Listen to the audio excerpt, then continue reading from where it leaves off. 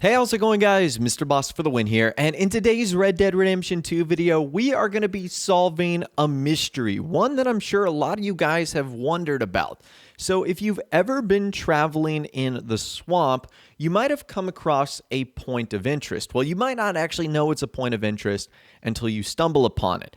Essentially, what we're looking at here is a man in the swamp who looks to have one very tiny arm. And it's kind of interesting. You're like, why is he here and why does he have a really tiny arm? Well, we're going to be finding out who this guy is and what his backstory is all about. So once you stumble upon this place for the first time, you'll notice that it is a point of interest called Withered Arm. And Arthur and John will both write about it. Arthur says, stumbled across a corpse in the swamp. Poor guy had a withered arm. And John will say, found a dead body in the swamp. Poor man had a withered arm. And you guys can see there that this individual wearing the blue jeaned overalls is face down in the swamp. We don't know how long he's been here for, but you can imagine it's some time. And he's got two deformities. One of his hand is like it's a stub or a nub, or it's maybe amputated. We don't know.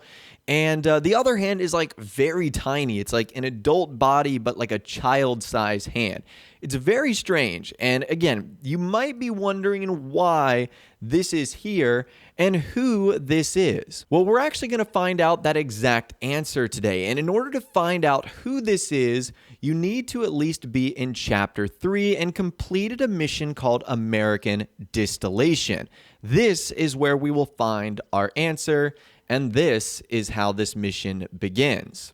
Of course. Oh, and here is my dear friend, Arthur Callahan. Boy is a hunter. Boy is a killer.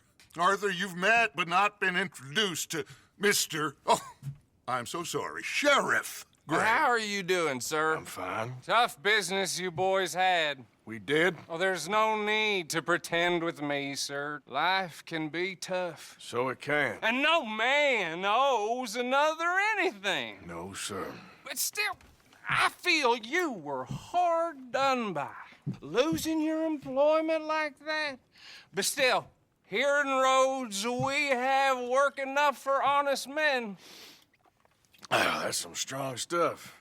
Still, don't seem to be doing you any harm, I guess. Exactly. Whoa. Excuse me a moment.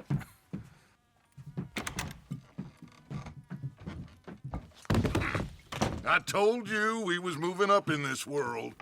Deputies. You have finally lost your mind. Amongst these drunkards, hillbillies, and slavers? Good, honest thieves like us. We're bound to be moralizers in a place like this. Oh, Sheriff Gray, you are back. Now listen, sir. There is shine in them woods, though, and it is costing this county its good name and the state a whole lot of income. You boys wouldn't mind rooting it out. Maybe we'll make you permanent. I gotta set me down a second. Not a problem, sir. Not a problem at all. You are in safe hands now. And people waste time with the temperance movement. Liquor never dulled a good man's senses. Arthur, you ride with the deputy. Bill and I will follow.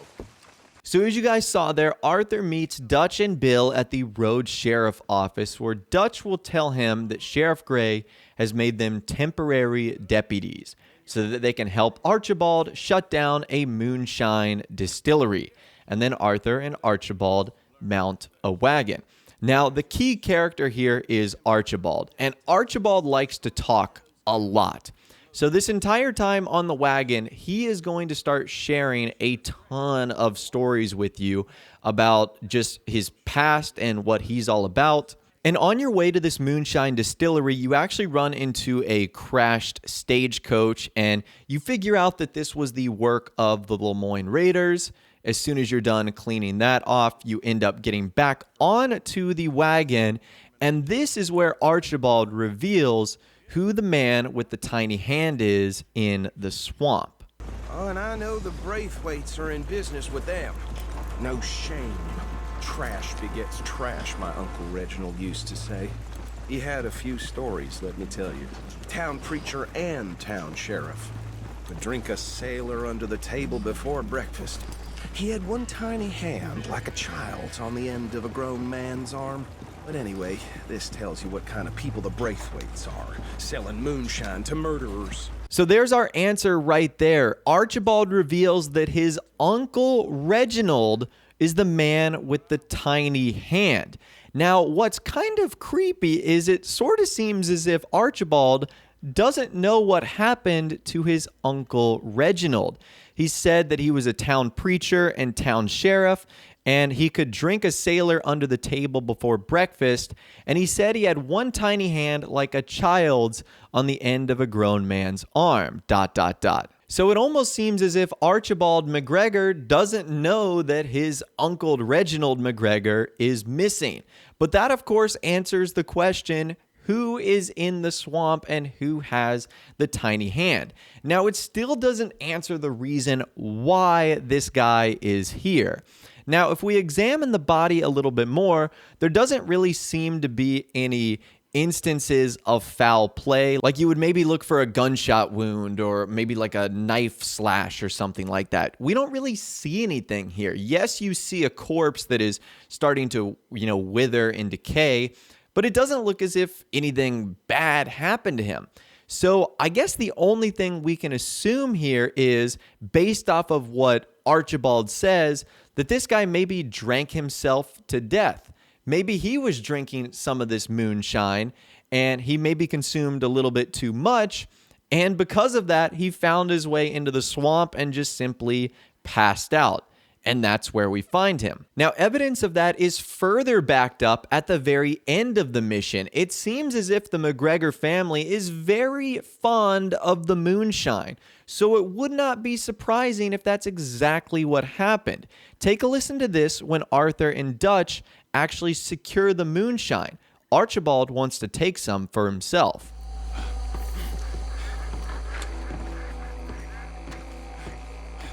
Well done. Well, forgive me, but me and my men must return to our lives. Seems like we failed to destroy the last of the moonshine. Sure. Would you like us to? Well, I normally take it. For personal consumption, it's sort of part of the job.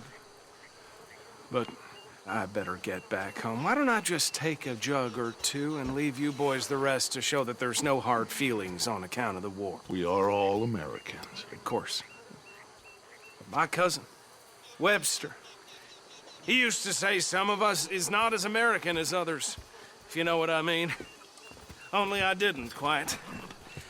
Come on, you degenerate, no-good, white trash, hillbilly piece of scum. I know you, Billy Lime. Finally. You've always been a piece Finally. of crap. Come on, move it. We have a life Move it! on a land so stupid, a backwater so backwards that even we are like geniuses.